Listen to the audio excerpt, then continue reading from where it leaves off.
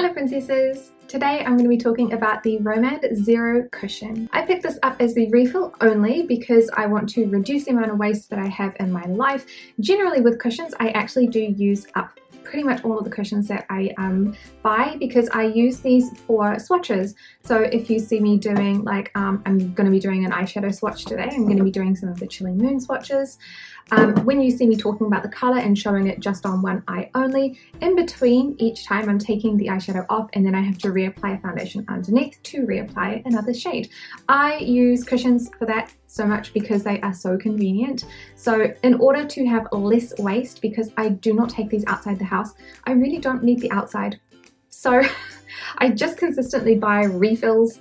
If you're wondering why, that is why. It's not because I want to be cheap, although I'm not going to deny it's going to save me money and I don't need the case. So why not just buy the refill? This one I also believe was requested by someone, although they said that there was a light colour. I could only find number 21 and I'd already bought it at that stage. So if I can find who requested it, I will put their name down here. But otherwise, let's get started with the review. So the product description says, fortified with the Air Light system, this cushion foundation offers a lightweight and flawless semi-matte finish. Its long-lasting formula is resistant to sweat and oxidation. Oxidation, that was just my poor reading skills. So the product packaging of this cushion is really cute. I obviously only have the refill, but it's just a really nice grey colour and it comes with a really nice grey cushion puff too. The cushion puff is a really nice one to use as well. Inside it just has a basic cushion and the product. There's not much special about it, to be honest. I have the shade 21, which is a little bit too dark and a little bit too orange for my skin tone personally. My perfect shade is NARS Sheer Glow in Siberia, which is very pale and very yellow. So I find that this one is just a little bit off. It's off enough that I notice it when I'm out and about. Like if I look in the mirror, I'm like, oh, that foundation shade is a little bit too dark.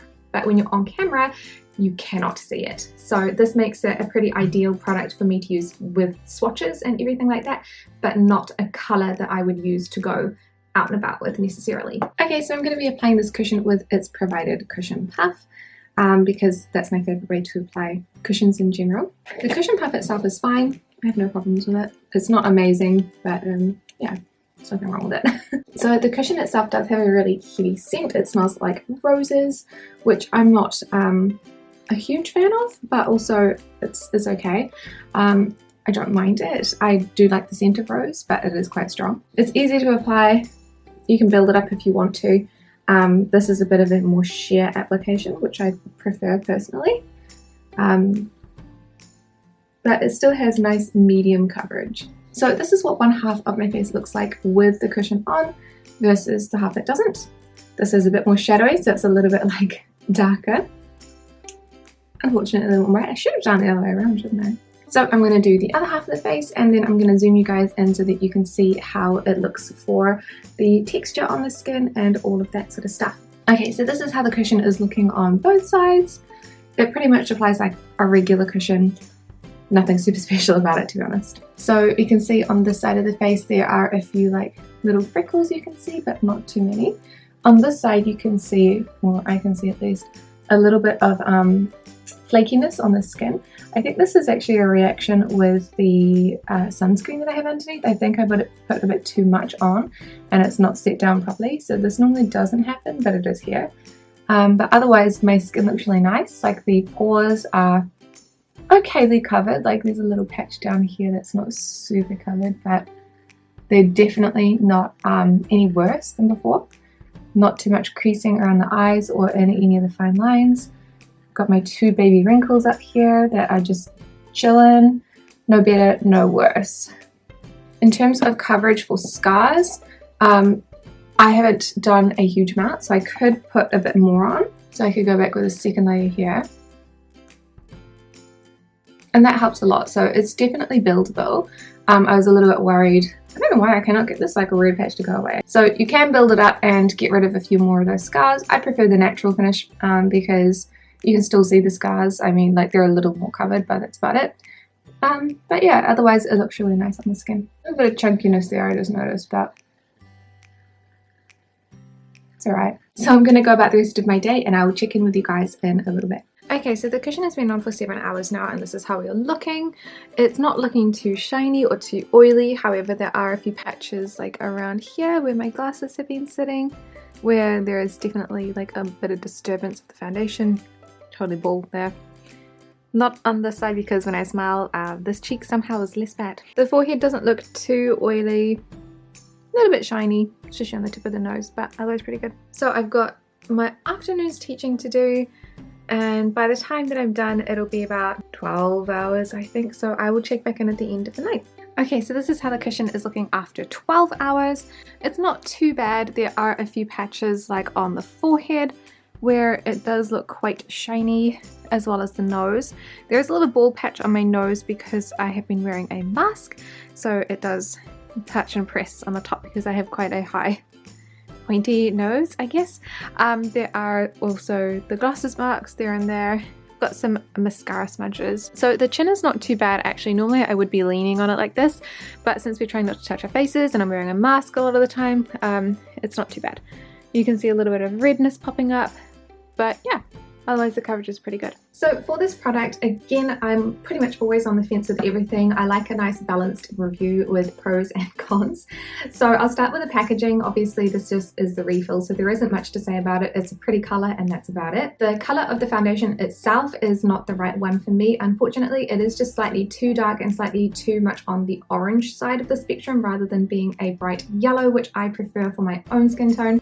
It's also worth noting that they only offer 3 colors. There is number 21, which is what looks like a very yellow color. Then they've got number 21.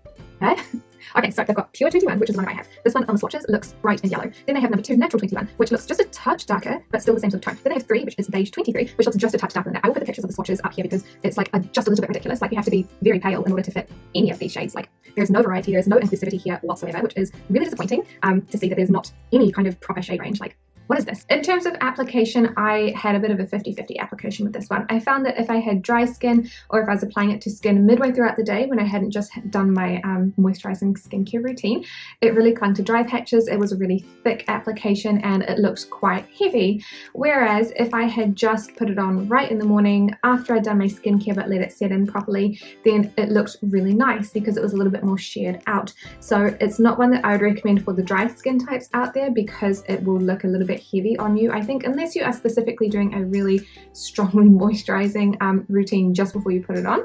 I don't feel like it got worse throughout the day though. It was just that halfway through the day, like say I've gone through my morning with no makeup on, which I do very regularly, and then I want to film something in the lunch break that I have and I want to put on a foundation. This is not going to be the one I pick because it just looks heavy and dry. I disagree with its lightweight and flawless semi-matte finish. Like lightweight, to me, I'm kind of like, is it supposed to be lightweight as in light coverage, or do they mean lightweight as in zero feel lightweight? I'm assuming it's zero feel because I didn't feel like it was a light coverage at all. It was kind of like a medium coverage that was buildable, but I felt it on my skin for the most part, so I also don't really agree with the lightweight feel of it either, so that's a bit confusing for me. I did not find that it was resistant to sweat, although I didn't go out for a run in it. I wouldn't do that with foundations unless I really had to anyway, so I guess that doesn't really apply to me. As for oxidation, which is their last product claim, I didn't see it get any darker throughout the day that I noticed. So all in all, it's a product that I would recommend for those who have normal to maybe oily skin types, but not too far on the oily side, because I don't think that it had very much oil resistance throughout the day. I still got a shiny nose, which is where most of my problems are. I have like, I don't know why, my nose just gets really shiny when the foundations aren't very oil controlling.